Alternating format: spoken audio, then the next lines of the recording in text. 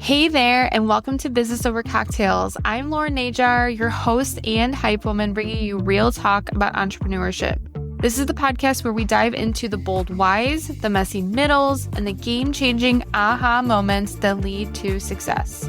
You'll hear unfiltered stories from entrepreneurs, plus bite-sized solo episodes inside the Business Chaser series, where we cut through the noise and get straight to what actually drives sales, visibility, and growth. So whether you're here to get fired up or finally feel seen in your business journey, pull up a seat, pour your favorite drink, and let's have a real conversation. Hi, everyone. Welcome back to Business Over Cocktails. I'm Lauren Najar, your host of this podcast. And today I am joined by a creative powerhouse who's not just designing brands, she's redefining how women show up in business. Hunter Myers is the founder and creative director of Verdure Design Co., a brand studio helping service-based women and queer-owned businesses build bold, story-driven brands that radiate confidence and close premium deals. I recently connected with Hunter maybe a few months ago over the summer, and I'm just so excited to learn more about Hunter and all of the things that she's doing, and her website is wonderful. All the things you're doing, Hunter, are great. So I'm excited to learn more about you. Thank you for being here. Of course. Thank you so much for having me. I know that when you came onto my podcast, we had a really fun conversation. So I am very excited to continue talking with you. I've very much been looking forward to this. So let's do it. We had a really good conversation about leads. And actually, I will say, I literally was going to message you the other day and I was like, oh, I'm going to tell her this. So I'll just say this here now. I was doing engagement for someone. And do you remember how you gave me the idea of, we were talking about bad DMs, right? We were talking about cold DMs. Okay. And then you told me to do like a series, like you should just screenshot them and do a series. I'm like, yeah, I totally have done that. And I just don't do that often. But I saw a reel the other day. And so you're going to be my inspiration. So I'm going to tell you this right now. I have not created it yet. I saw a reel yesterday. It was like, if salon booking inquiries were in real life. And it was a video, it was a reel of someone coming into a salon, just going to the counters, how much? And and the receptionist was just well, can you tell me more about what services you want or whatever? And then that person that just asked how much is just staring at them. And then they just turn around and leave the salon because they didn't tell them how much. And I'm like, oh my God. This is so brilliant. I'm going to do this. And hopefully by the time this podcast airs, I have done it so that no one can steal my idea. But I'm going to I really want to do cold DMs in real life. Yes. Instant. It would be so funny. And I feel like the number, especially since starting my YouTube channel, the number of cold emails that I receive, I have never received so many cold emails before in my life. And I'm just like, oh my God, people, what are you doing? What are you doing? So please, and once you make it, please send it to me because it's going to be so good. I'm going to have a bunch of them. I know that you said, yeah, you should just start stockpiling these. I know I have screenshots somewhere of old ones I get, and I'm sure we get them all of the time. But I'm going to start doing cold DMs and because I haven't seen that being done yet. So I'm totally going to do it. It's such a good idea. And props to that salon. I don't know what salon it was. It was on one of my clients' Instagrams that we manage Instagram for. And I came across that reel and I'm like, oh my gosh, so good. Okay. So I needed to give you a shout out there because I completely forgot I needed to tell you that. But I want to learn more about you. Let's talk about you. So I don't know the word verdure. I don't know if that's a popular word. So Verdure Design Co. What is behind that name? Yeah. So, okay, listen up, folks. Let's buckle in. Right. I did not follow the cardinal. It's one of those do as I say, not as I do things, right? I did not follow the cardinal rule, which was pick a name that people can freaking pronounce. Every time I hop on a podcast or meet someone, and now luckily, Lauren, you asked how to pronounce it. There have been a number of times where people have started introducing me, have never asked how to pronounce it, and then are just stumbling through. which then is a little awkward for all of us. But also I'm the kind of person where it's like, let's get the awkwardness out of the way first. So let's just like, listen, it's not going to get any more awkward than you trying to figure out how to say this name. But originally, when I was starting the business, I knew that, okay, I don't want to use my name. Like, I don't want to be like Verdure Design Co. or anything like that. Because if at any point I want to grow this, I don't want to be trapped into just my name. And I love plants. And originally, when I was starting things, I was like, okay, well, like, I'll kind of have this plant theme. Also, folks, like, I am a brand designer. The number of times that I changed my brand before I finally landed on what worked, so many. So many. Okay. So if you are experiencing that, listen, it's normal. Okay. But like, I picked this name and it means kind of like growth, like plants and growth and that kind of thing. And so I was like, okay, cool. And I'm like, it sounds kind of fancy because I thought I wanted to do like fancy branding. I feel like everyone when they're starting out is like, oh yeah, I'm going to do like high ticket luxury. The other thing to know about me is like, I am the least luxury person on the planet. Like, I don't go into luxury stores. I like thrift almost everything. Like, I hate paying full price for things. Like, I am just, no. And so I laugh at like younger, naive me who just didn't know, right? Like, it's just like, well, I need to show up looking like, I need to be like everyone else that is out here because they're successful. So that's how I'm going to be successful. And then in doing so, I actually created a lot of problems for myself that I then had to solve down the line. And I could change the name, but I also feel like I'm so invested at this point. You've dug your heels in. Exactly. I'm like, we're here now. I've even considered, it's so funny because I've now added the like phonetic spelling on my website. And I'm thinking what I will do because I've been needing to redesign my logo. I redesigned everything else and the logo has just been the bane of my existence. And so I want to add somehow into the logo like the phonetic spelling of it. So even if it's just like cross, like the regular spelling is crossed out and you see the phonetic spelling Verdure on top. Yes. So that's where the name is from. I love that. And I love the fact, well, okay, so I'll say this because usually when people come on a podcast, right, and you have your own podcast, you want to always make sure that you're saying the person's name correctly, right? You have a very easy name to pronounce. It's not surprising. But yeah, that is so true that I guess like I've never considered like, I don't know how to say your business name. Like that's not something common, right? But I love that you kind of dug your heels and like, nope, I've gone this far. We're going to do this. And also too, so I will say, I actually had another brand strategist on. I interviewed her yesterday. I don't know when that podcast will air. And she does high ticket luxury as well, but she's not a luxury person. I relate to that so much because I say that all the time about myself, where I like nice things. I'm not a luxury person. Like I like fancy things, going out to dinner, maybe getting dressed up every once in a while. But you look in my closet, everything's from Amazon. I have a Michael Kors purse that I got for a gift that like people would like hate me for how much I've taken care of that. Like it's awful. Like I cannot. So I resonate with that so much. But I think like we had a conversation yesterday with a brand strategist. So I was just like, the word luxury has such loaded meaning. And I think like a lot of people put a price tag essentially to luxury, right? We think that it is the fancy purses and Prada and, you know, all of those things. But I do think that, and you can kind of give me your thoughts on this, branding itself is not, it's not necessarily gives you like a luxury feel, but it is like it's elevation in a way. And so I think like I associate luxury sometimes with elevating too. And like branding, I feel like branding, even investing in branding, like we as business owners, of course, if you've been around even for a couple of years, you understand how important branding is.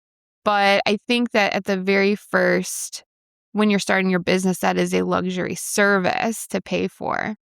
I'd absolutely agree. And I think the elevation is the key there, right? Mm-hmm. So when I was starting out, I was leaning, when I say luxury, like I lean more towards the, oh my gosh, like serif fonts and very like muted, natural colors, minimalist. Folks, I am also not that. Like, look at me. Look at your shirt. Right. Like, that is not me. Mhm. It's not me.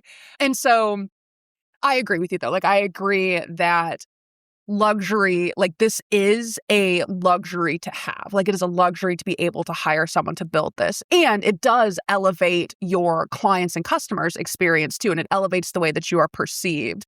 But I agree that luxury is kind of this loaded term, especially now, right? Where like we think of, like we said, Coach, Prada, gold, minimalism, that kind of thing. And it's not like, if I think visual wise, because that's obviously where I'm going to think, right?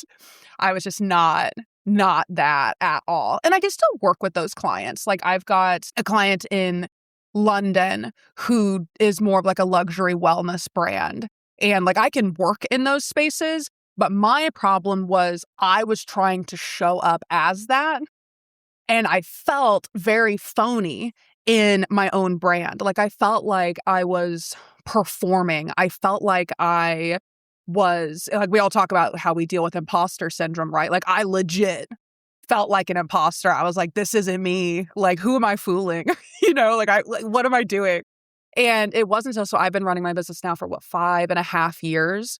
And just over the last year, and especially over, I would say, the last 6 months, I have finally landed where I feel really good about what I'm doing. I am having fun showing up in the brand. I am having fun creating the content and the marketing. There isn't the same kind of friction. And I think that, like, obviously it doesn't take 5 years for me to do this for my clients, right? Right. But it's like when you're doing the thing for yourself, you can't see the forest through the trees, right? Like, there is so much that you wind up trying to do when you're doing it yourself that you aren't seeing. And that's one of the things that I think is so great about being able to, like, have the luxury of bringing in an outside source, outside eyes to look at it and see it from a different perspective. Because when you're in the trenches, I mean, you're in the trenches. It's so true. Oh, I agree with so much of that. It's interesting, and I love that you just share that because, again, I think for me, not being a brand web designer, branding strategist, anything like that, and for my brand, I've always worked with someone to help me bring that to life. And I know on my end, I always want to change it. It's like, I'm always wanting to evolve and change it, but that's because I am also learning more about myself and growing and stuff too. And so I think, like, it's okay that you keep wanting to change it, and that's fine. I'm so glad that you said something about how you've been doing this for 5.5 years, and this most recent era that you have, this is when you feel like the most home. It wasn't year one. It wasn't year two. Maybe you've even had moments. But because I think as business owners and we have that growth mindset, we are constantly evolving and growing confidence within ourselves. And also, too, like, we want a brand to represent that. And I think the message that I want to just really key in there is, like, it's not an overnight process, right? Like, it's not at all.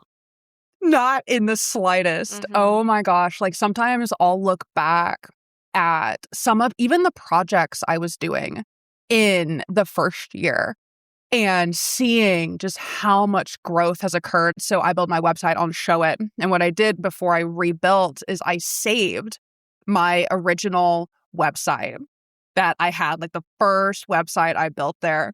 And sometimes I'll go back and look and be like, damn, girl, you have grown. Great job. Because I forget, like, I don't know about you guys listening or even you, Lauren, but like, I really struggle with seeing the progress that I have made. Like, I am always so forward focused that I often forget. Like, my partner, she's always like, okay, like, I know that you're moving on to the next thing, but let's, like, pause for a second and appreciate, like, where you've been. Because I'll sit there and, like, freak out, like, oh my gosh, like, I'm not at this next phase yet. What am I doing? I'm such a failure. And she's like, bitch, look at what you did.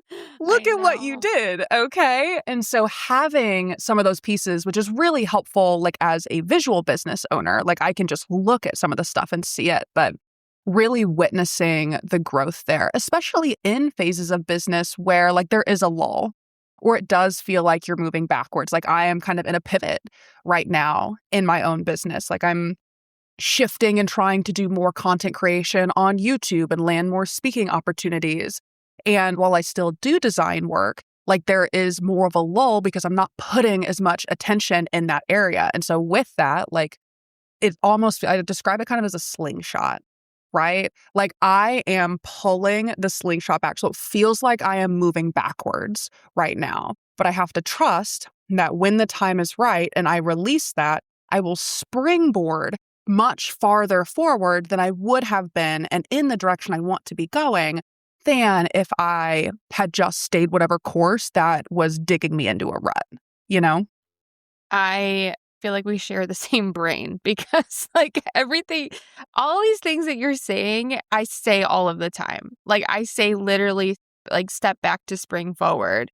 And oh God, like everything that you said, I completely agree with. But shout out, first of all, to your partner, to partners that support us, because my husband calls me out on my BS like that all of the time. And that's so smart of you to actually have the first website you designed and like literally have saved it, because like for me, you know, and for maybe any person that's listening, you know, we have created so many pieces of content, right? I'm not creating my website. I remember what it looked like. I don't have it, right?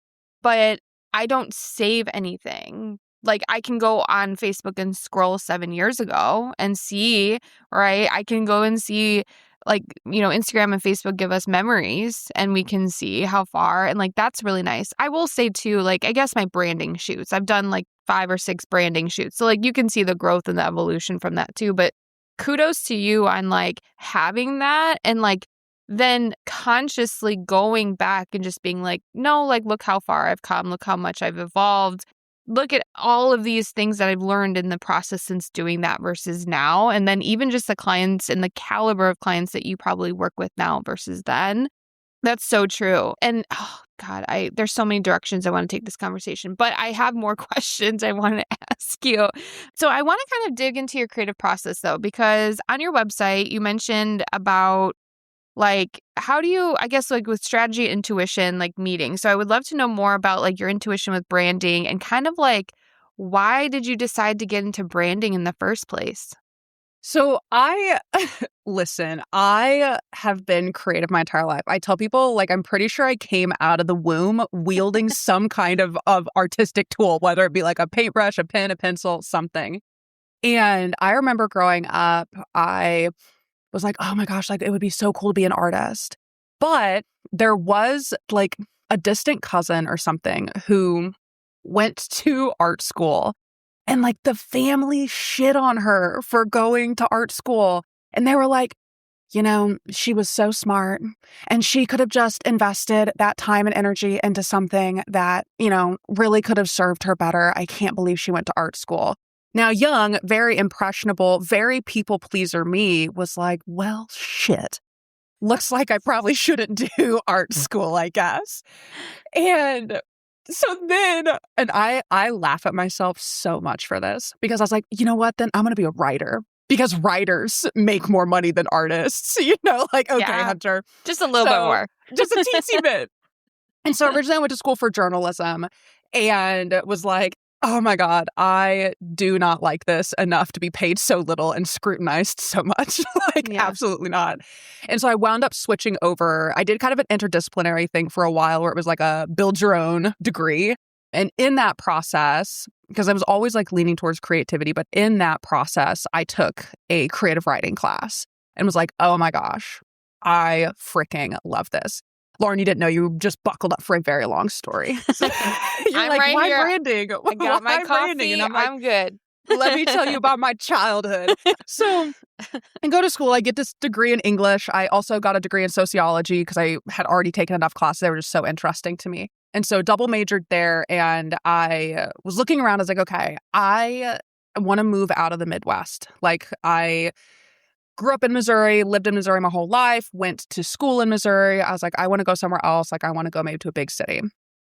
The kicker was, though, because I didn't have a job lined up, the city had to have a Coyote Ugly bar because I was on spring break once and tore it up at one of those. And so I knew that if I couldn't find a job somewhere, I could absolutely sing and dance on a bar to make ends meet. So that was my prerequisite, is that whatever city I was going to move to had to have a Coyote Ugly bar. And so I wound up in Austin, Texas. Okay. And I am there and I am applying for writing job after writing job after writing job and hearing no after no after no. And I'm like, oh shit, like I'm about to have to sing and dance on a bar. Like this is really about to be it. And I found a graphic design position. And at that point, I was like, look, another no is not going to kill me at this point. Like I need to just apply. Like, why not? Shoot your shot, you know? And I did. I sent it over. I had a portfolio already built anyways. Like I had done illustrations for my school's newspaper. I had done design work for the U.S. Geological Survey as an internship. Like I had done these things. And I get a call and they're like, we love your stuff. Would you want to come in for an interview? And I'm like, you have to be shitting me. Like, what are the chances? What are the chances? And I go in, I wind up working with this company for a couple of years, and then I get furloughed. And at that point, I was kind of wanting to leave the company anyways, but had gotten myself tangled up in some relationships within the company, and that made it a little difficult. Don't be like me, don't date your boss. And so Oh my God. FYI, I married my boss. it worked out for you at least. But it was a little, it got a little complicated. And so got furloughed. I was like, well, you know what? I've done contract work before. I think I can do this on my own. Like, let's just give it a shot. And originally I was like, okay, well, graphic design is, I feel like, kind of hard to market just starting out because there are so many things within graphic design. And I was like, but branding is a specific thing. And this is going to allow me to also tie in that storytelling that I have from English, as well as the kind of human interaction that I learned in sociology, and apply this to something from a really unique perspective that not a lot of other brand designers that I have met have. So I was like, okay, let's give it a shot. And there was a learning curve, right? Because up to that point, like I had never done branding specifically. Like I had worked on other people's brands and I had developed them from, a starting point, but I never really reworked one before. And so there was a ton of learning that I did. I did a bunch of like sample projects and things like that. And I remember getting just the first couple of clients who like believed in me enough to let me do it. And I was like, oh my gosh, like I can do this. I know I can do this. Like this is it. And I love it. Like I love the storytelling. I love finding patterns and connections. Like I think that's the ADHD brain where like I'm just like constantly scanning for patterns. Again, to bring up my partner, like she hates playing I Spy and stuff with me just because of the way my brain, she's like, can you please stop? Like, I'm not doing this. And I'm like, but didn't you see it? And do you see this one there? And so I do that in kind of this branding and business space. And it's been really, really cool to witness the growth there. And also, though, to see over the last 5.5 years, like how the market is changing too. And like how we constantly have to evolve our brands to meet what consumers need. Like we think about right now, right? Like there is way less trust in brands today, especially as more AI is coming out, especially as we are getting to a point where you can't really believe what's real and what's not real. I think especially in the US too, where we're seeing kind of a lot of fakeness and division and things like that. I think that consumers are a lot more hesitant to engage with a brand and trust them the way that they may have years ago. And so kind of addressing those challenges and learning to move with them and still build relationships with people in a world that seems so gung-ho about separation. Mm-hmm. So it's been really interesting this year, especially. Oh, yeah. That's a loaded statement right there. But what was I going to say? Oh, I actually have a question for you then about something you said. Have you met other brand and web designers that have a background in sociology?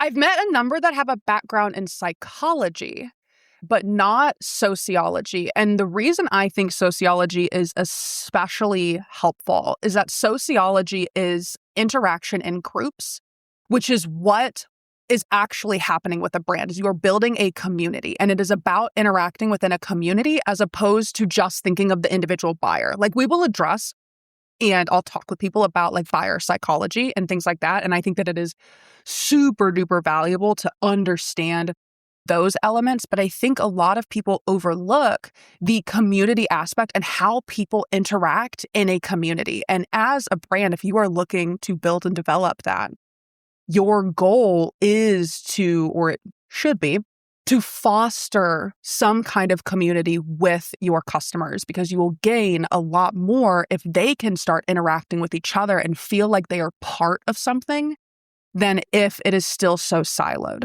Mm-hmm. The reason why I asked is one of my really good business besties who's designed my website several times has a background in sociology.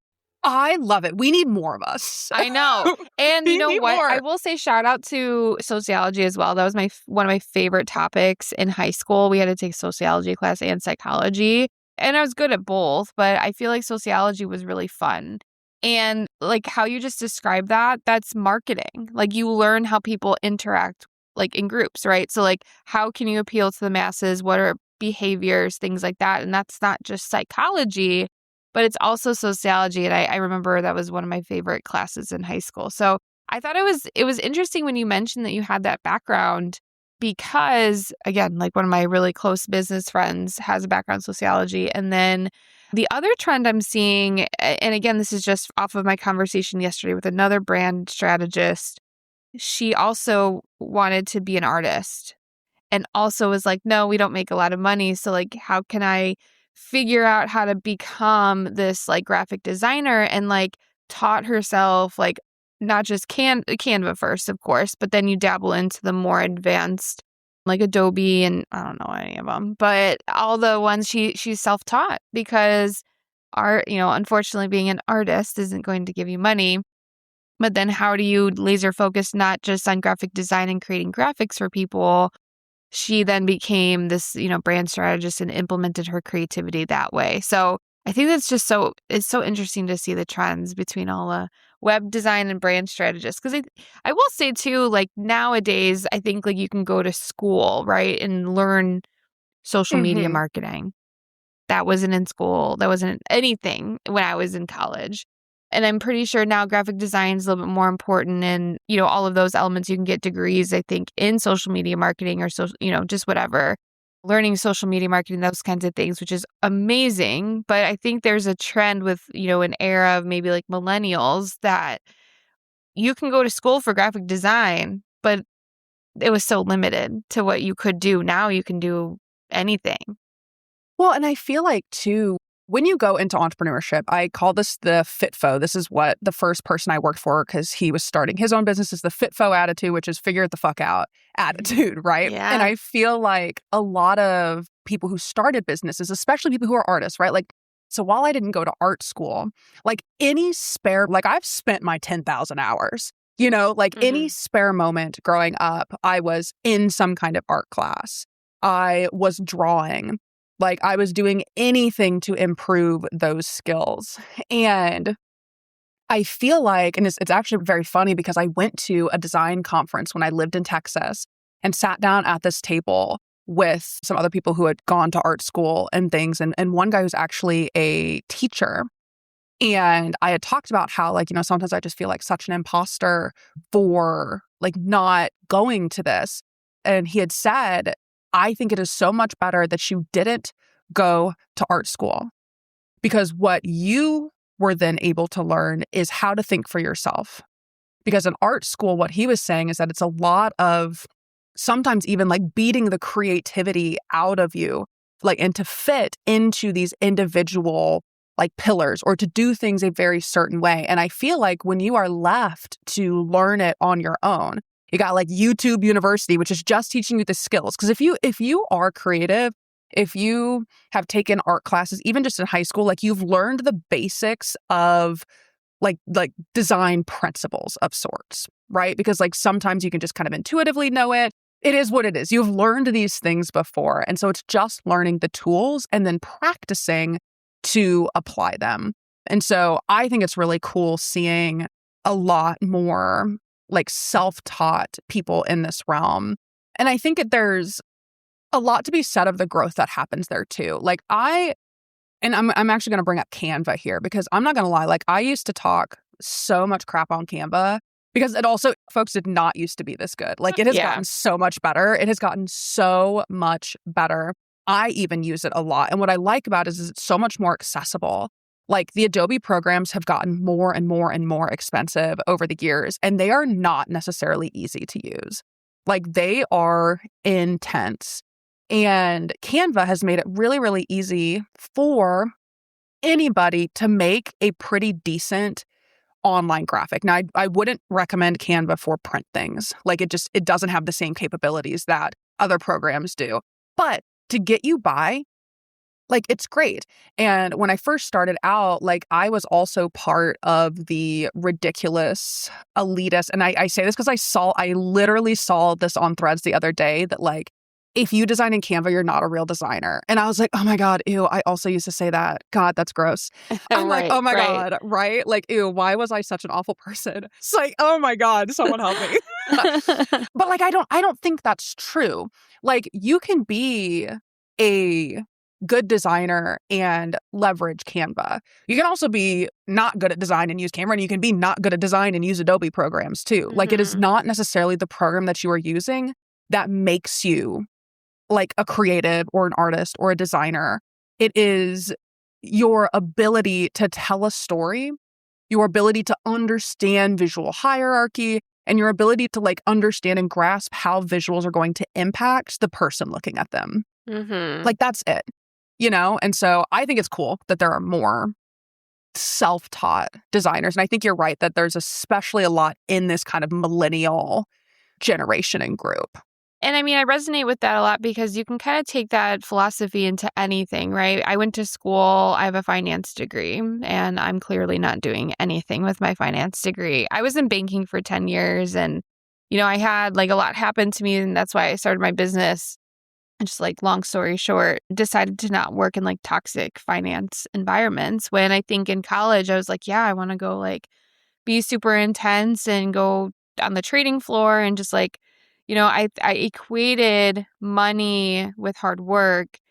And now coming on the other side of this, like, again, social media management was not a thing when I was in college. Like, I was one of the people. And so I don't know if you know this, but I actually was talking to a social media manager the other day, and she's like 7 or 8 years younger than I am. She did not know. And she has her own social media agency. She did not know that you had to have a college email to sign up for Facebook initially. So she was like, what? I've never heard of that. I'm like, yeah. Like, so I wasn't the first wave. Like, I think Facebook came out in 2004, 2005. So I graduated high school in 2006. And so I like could not wait to get my college email and get on Facebook because that was like what everyone was doing. And so social media management was not a thing because social media management barely existed when I was in college. And the fact now that, yes, there is a degree, you know, almost 20 years later is wonderful. And that's the way of the world. But there are so many people who are self-taught to be a social media manager, to be a marketing person based on their own social media usage. I am one of them. I took some marketing classes, right? Like as part of a business degree, as part of a finance degree. Obviously, most of my classes were finance and accounting, but I had to take a few economics and marketing. But I don't have a marketing degree. I don't have even an associate's degree. I am self-taught all the way. And so I think like you can take a lot of that. Like my brother-in-law, I feel like he graduated high school. Either he graduated high school or has his GED, and he went on to start a bunch of businesses his whole life, you know, starting mortgage companies, you know, was a broker. And so I think like that philosophy is so true in all aspects, right? Like we hear that all of the time with entrepreneurship is figure it the fuck out. Like, just like you said, be scrappy. If you have that drive and that, you know, the drive to just keep going and figuring it out on your own. Like, I think like some of the best people we know in their fields did not go to school or have a million certifications, right? And so it's like, it's proven every single day we don't need all of these certifications and credentials to like actually do a good job. Well, in my 5.5 years of running the business, I have had one person ask me if I had a degree in this. One person.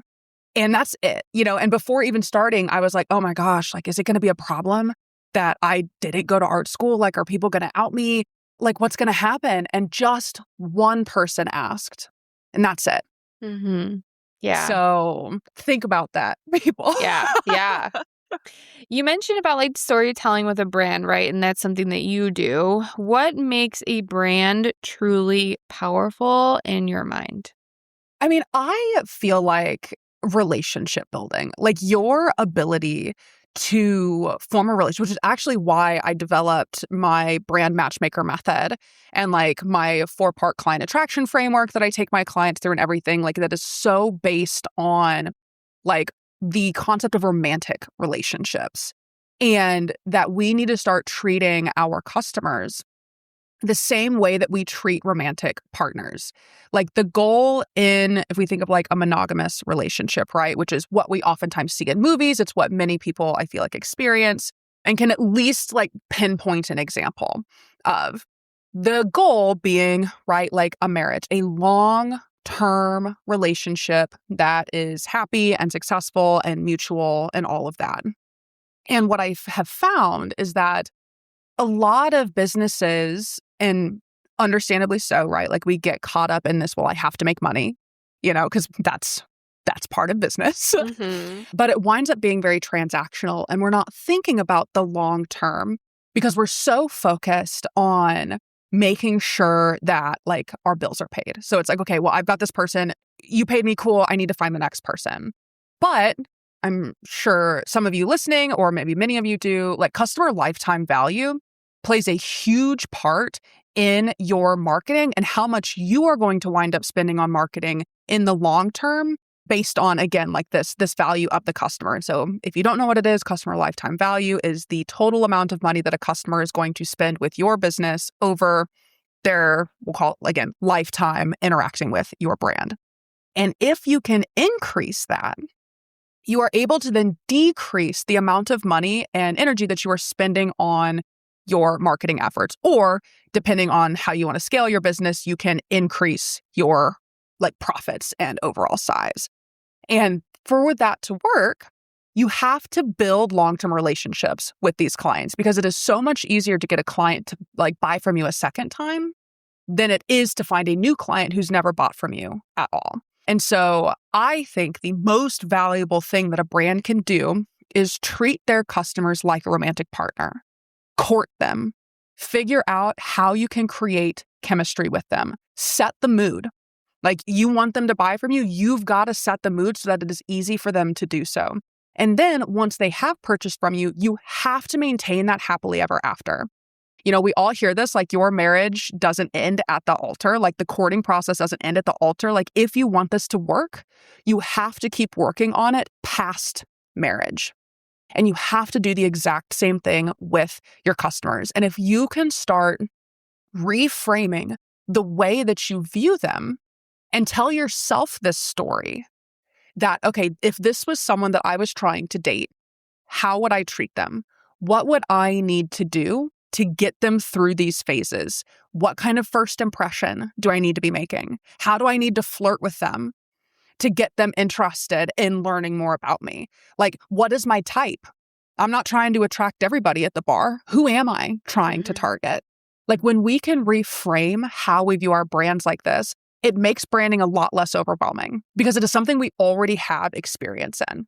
Like we have experienced this one way or another. And when we're already wearing all these new hats, right, in business, it can get really overwhelming trying to do something new.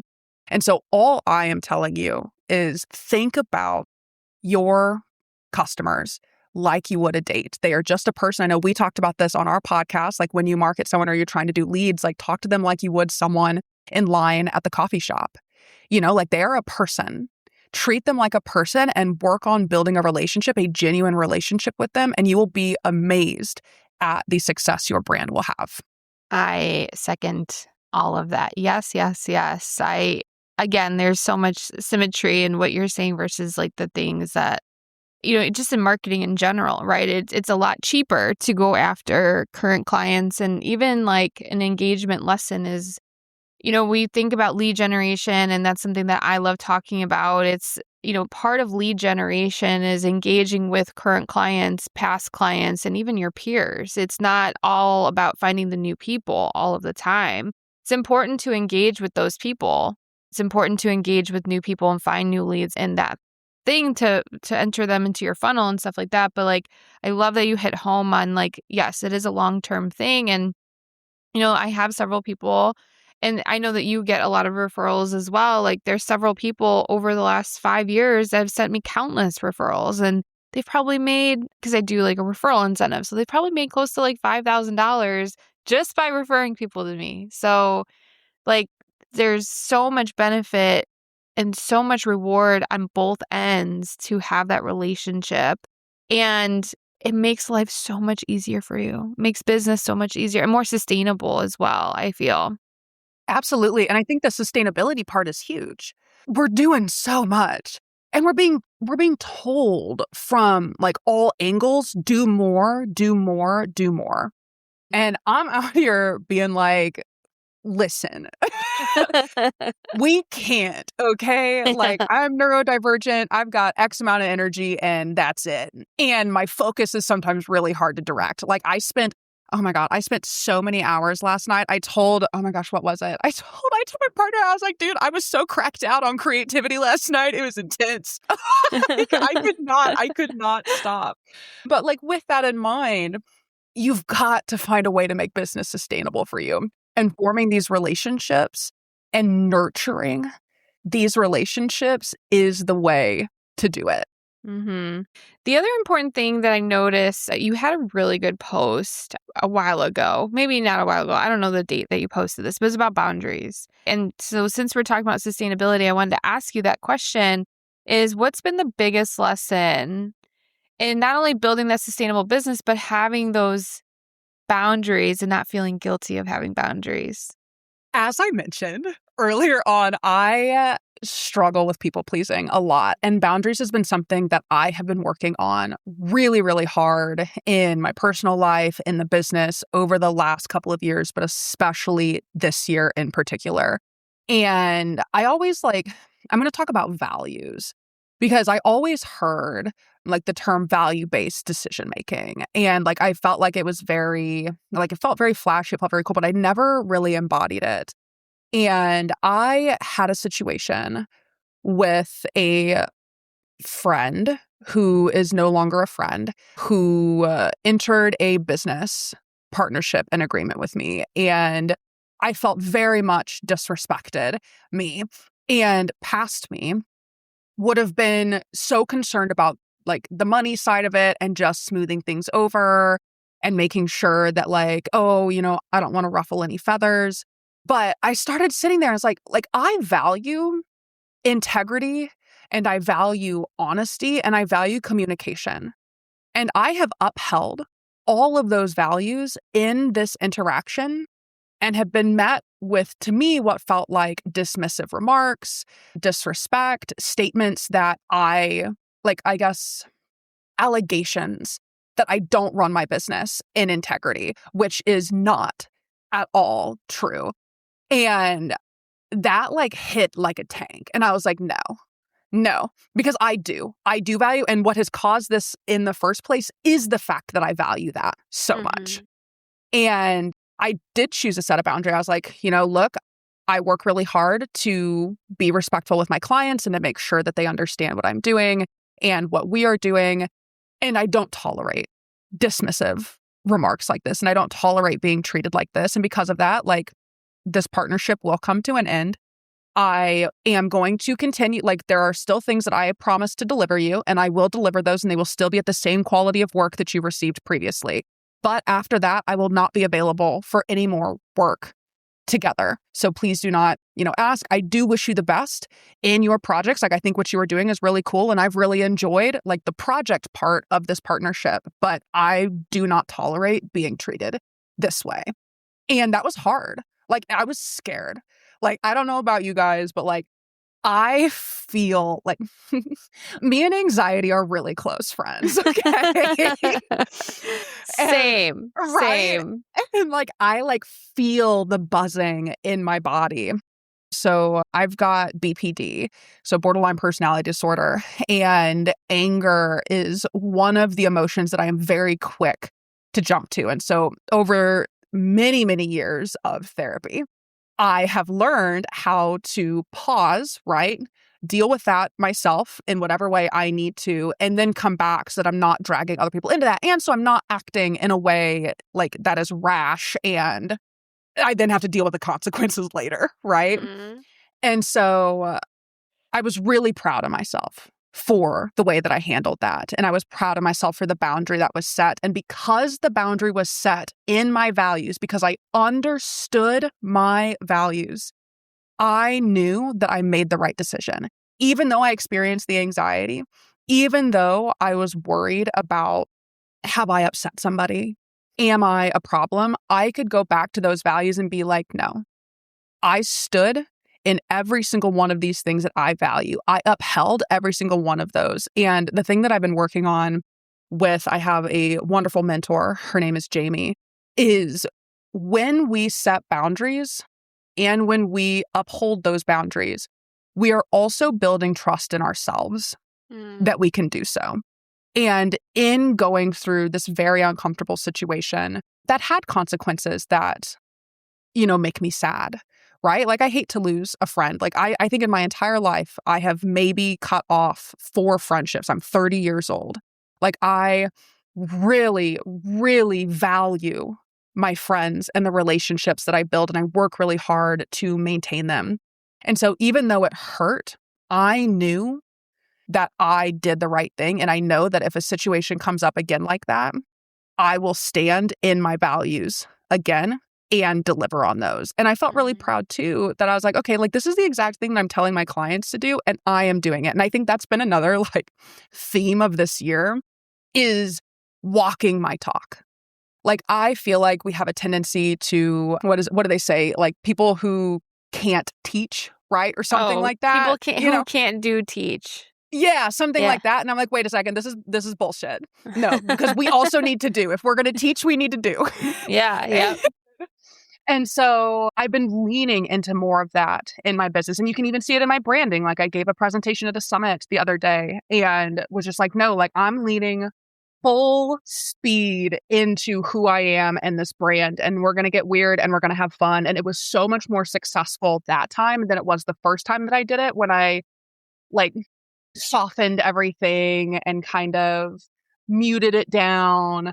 And I think that it's just those kinds of things this year I'm really proud of. That I'm walking my talk, I am doing what I tell my clients to do, and I am getting to see, not just through their success, but through my own, that this stuff really does work. Mic drop moment right there for you, I think. I love everything that you said. I feel like we're just scratching the surface on a lot of these things. And so I wish we could talk for actually, a side note, I really want to just be like the Joe Rogan podcast where he has 3 or 4 hour conversations. So that would be so fun. Just block out your day. Yeah, come on the let's show. just keep talking, because I honestly feel like we could keep talking, and I had so many other questions to ask, but you'll just have to come back on for sure. Hell yeah. But thank you so much. Can you tell us how we can connect with you? What's the best way? Absolutely. So you can DM me if you want to reach out to me personally on Instagram at Verdure Design Co. Lauren will put that in the show notes because Lord knows I know no one can spell it. So don't worry. And I'm also working really, really hard to grow my YouTube channel. So I have stopped posting a lot of content on Instagram. I still interact in the DMs there. I'll be on stories every so often, but I've really moved my content creation over to YouTube. I obviously, folks, I'm a talker.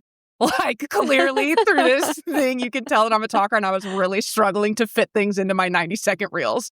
So I was like, you know what? This isn't the platform for me. But if you want to interact with me over on YouTube, I'm looking to grow more there. It is also at Verdure Design Co. So same thing, keeping it easy for you guys. And LinkedIn as well, if you're on LinkedIn. And then obviously Threads, which is linked through. I'm more of a lurker on Threads, though. I'm not going to lie. Like I love seeing what's there, but I'm like, I don't know what to put here. Yeah. I truly have not posted on Threads, and like every once in a while I'll go and see a post because it gives you like a notification, like you might be interested in this. I just like don't know. I can't find my footing. I don't know because I've never been a Twitter girly either. Like I've never posted on Twitter. So like I just like don't know what to say. Like, and I think kind of like you too, like I like to show up on stories on Instagram and just like talk. Yes. Mhm. Yep, I get So it. yeah, I get it. Yeah, like I was never on Twitter, and so I feel like Threads is like my second chance. You know, Yeah. it's like, okay, well, I'll at least indulge in the stalking, you know, in the like Yeah. snooping part. Yep. Okay, awesome. Thank you so much, Hunter. So Hunter's going to be back later this week for our Business Chaser segment. She will be going in depth on her topic, and make sure you tune in. And of course, like she said, all of her stuff will be in the show notes. You don't have to worry about spelling Verdure. We will have that spelled out for you, even phonetically in the show notes. So thank you so much. It was so awesome to talk with you today. Yes, thank you. This has been a blast. Thanks for tuning in to another episode of Business Over Cocktails, where real stories and bold business moves come to life. If this episode lit something up in you, share it with a friend, tag me at Lauren Najar or the podcast page at Business Over Cocktails. Make sure to leave a quick review as well. It helps more than you know. Until next time, keep chasing what matters and building the business that feels like you. Cheers!